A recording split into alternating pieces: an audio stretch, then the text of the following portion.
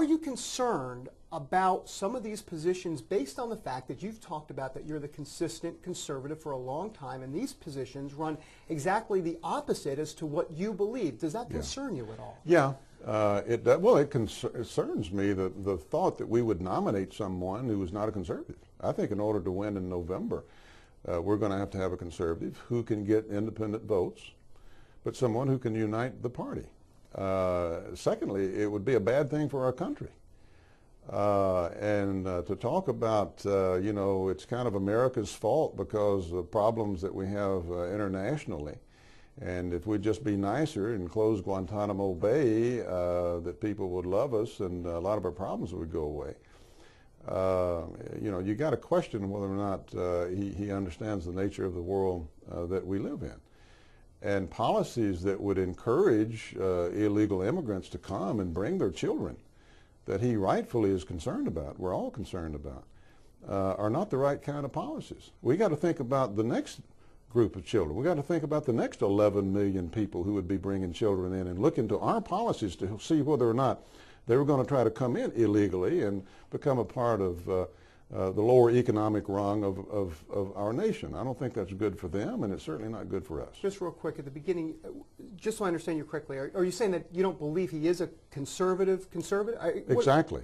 Okay. You don't believe he's a conservative? You're talking about Governor Huckabee? Yeah, sure thing. No. He has, you know, he's pro-life. And of course, I've received the endorsement of the National Pro-Life Group and several of the state groups, and we share that strong conviction.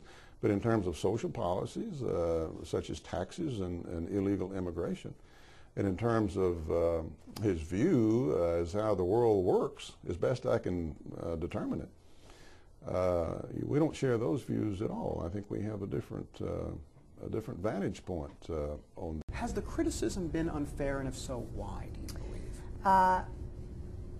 It has been stunningly unfair.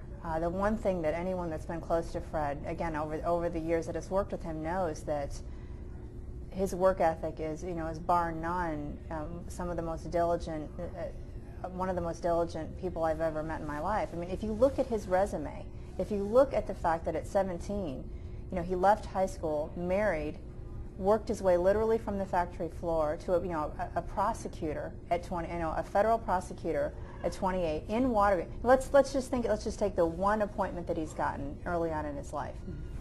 He happens to be working for Senator Howard Baker in Washington. You think there's a shortage of lawyers in Washington? Why would he choose someone like Fred Thompson? What was it that he saw in Fred Thompson that made him choose Fred Thompson to be Watergate Minority Counsel? Then you fast forward through all the things Fred has done. You know, helping a woman named Marie Rajani bring down a corrupt governor. Even looking at that story, what made her see in Fred Thompson a champion in him? What was it about his big shoulders that made her think that he would take on the entire administration, and did, and won? And that story, you know, of course, became Marie, the Sissy's basically. What was it about Fred Thompson that made Condoleezza Rice, you know, after he had left the Senate, you know, ask him to help him, help her go through, you know, decipher issues of nuclear proliferation? What was it about Fred Thompson that made President Bush call him to help be the Sherpa for now, thank goodness, God bless, Chief Justice John Roberts? What is it about Fred Thompson? It's that very thing that people don't want to talk about. It's almost an intangible, but he's so quiet about it, and he's very humble about it. He doesn't like to talk about it. And you know what that translates into when you have an opposition research person? Not enough fire in the belly. But does he really want it? For goodness sake, would anyone go through this if they didn't think what they were doing was the right thing? What I typically say when someone asks me that, and it does hurt me. I think it would hurt any spouse and frustrate any spouse. I say, you know what, you're right. He doesn't have the fire in the belly in the same way that someone who's been running since high school has fire in the belly. He doesn't want to be president to be president. He wants to be president to do the things that only a president can do. That's a very different motivation, and I think that's a very different motivation than maybe some of the other folks that are running. That's the only way that I can explain it. And it's also very different from people that are covering politics to see.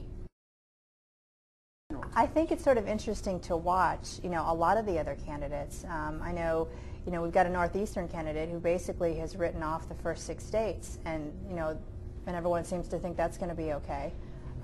So why wouldn't it be okay for a Southern state strategy, you know, for Fred? I mean, I don't think that's it's certainly not unreasonable, and, you know, certainly it's plausible. And even if you look back on the McCain and Bush in New Hampshire and South Carolina, and a lot of this has to do with momentum and what really catches on. One thing that I do know, only because I just read it, because someone handed it to me, is the fluidity of all this. The one thing that's really surprised me is how many people have come up to us in the last 4 events that we've done today, and then a couple, you know, the one we did last night, is, I don't know who I'm going to vote for, but now that I've seen Fred Thompson, now I've got my man, or now I know. But they are walking into these events completely uncommitted. They just don't know, and which doesn't seem strange based on the fact that, gosh, 4 years ago, Howard Dean was leading the polls by a significant margin. John Kerry was, I think, at 8 or maybe 10%. They went ahead and mortgaged their home. They believed so much in what they were doing, and they rightfully did so, you know, based on what happened.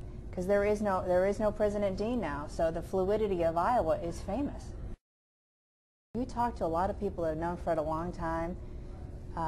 He knows what he's doing. He's one guy in this race that has never lost an election. I'm not sure the rest of them can say that. And his sense of timing is a little bit different than other folks. He doesn't feel sometimes that, you know, he necessarily needs to beat people over the head. But when they look around from the wrapping paper and, you know, coming home from church and doing the things that you do with the civic-minded people that, you know, conservatives usually are, the person that they're going to want leading this country is going to be the conservative that always has been one. What is the path to the nomination? Can you take me through it a little bit in your mind as to how in you my see, case? yeah, and see how you get there? I do very well in Iowa. I do very well in South Carolina. Then when Super Tuesday rolls around, you come into my neck of the woods. And not all of it, but a good chunk of it.